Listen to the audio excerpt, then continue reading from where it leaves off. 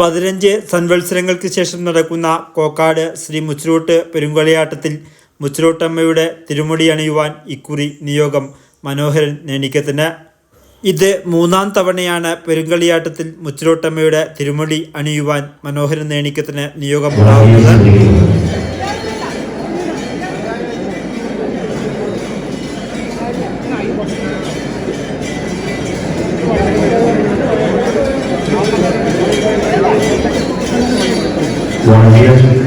ക്ഷേത്രത്തിൽ വെള്ളിയാഴ്ച രാവിലെ നടന്ന വരച്ചുവെക്കൽ ചടങ്ങിലാണ് മുച്ചിലോട്ടമ്മയുടെ കോലാധാരിയായി മനോഹരൻ നേണിക്കത്തെ കണ്ടെത്തിയത്. അറത്തിൽ കുഞ്ഞാരപ്പെരുവണ്ണൻ്റെ കൊച്ചുമകനായ മനോഹരൻ നേണിക്കം രാമൻ എരമംഗലത്തിൻ്റെയും കാങ്കോൽ വീട്ടിൽ കാർത്യായനിയമ്മയുടെയും 6ാമത്തെ മകനാണ്.